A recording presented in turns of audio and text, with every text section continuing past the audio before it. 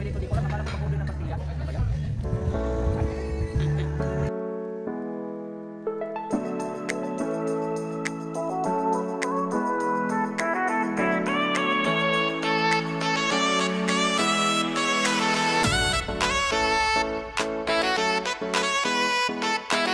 So yan, kasi na binabalang sila. So naglakad lang sila. Ayan. So papasok na po tayo. Huwag ko maingay. Ayan. Nice. Dahil birthday, 76th birthday ni tatay namin. So meron kaming dinner dito sa Tito Renz. Hindi alam ni tatay at ni nanay. Alam lang nila bibili kami ng pastillas. Ayan, kaya surprise. Ang alam lang ni tatay at ni nanay, bibili lang kami ng pastillas sa 399 na pastillas per head. Ayan, pero dito tayo sa Tito Renz. Restaurant event, eat all you can. Kami kay Tito Renz. Doon daw pala table natin.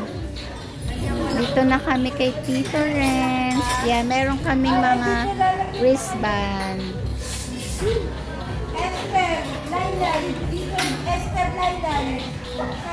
Ayan. Ito po ang aking father. Siya ang may birthday. Tay, yung pastillas mo. Oh, 76 years. Oh, ayan, yung pastillas daw kasi niya.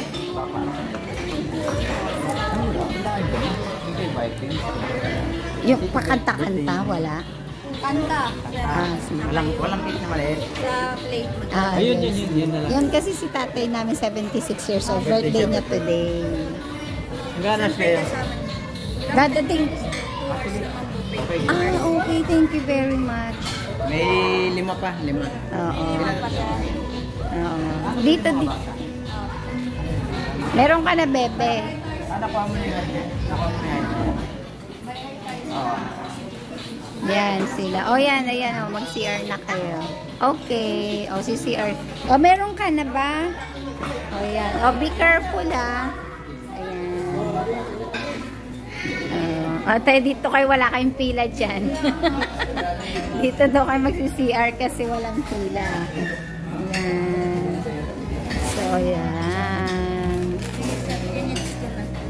Thank you. Yan, dito kami. So, ayan. At nakatulog ka talaga, ate? Yan. Yan po po. Kinis na niya.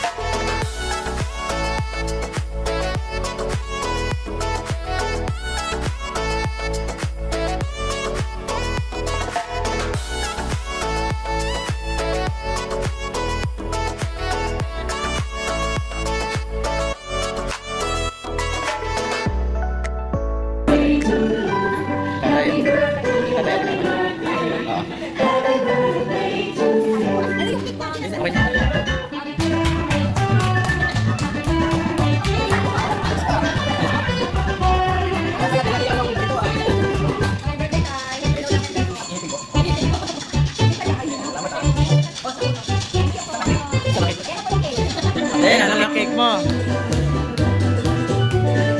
Sabi mo, pastillas. Very good ah.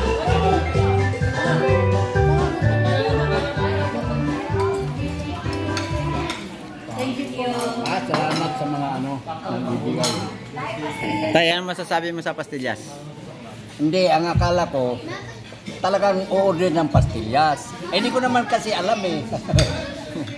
Kaya, pero maraming salamat po sa mga nagbibigay sa amin na nagbibigay ng kasiyahan ng tawag doon. Kaya lang, minsan, na-traffic.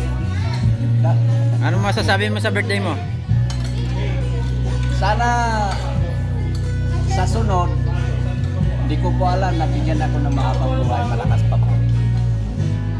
Tita Mingy, lahat ng mga anak ko, marami pong salamat. God bless. Alright. Tay, balik lang ha, balik. Maraming pagkain. Oo.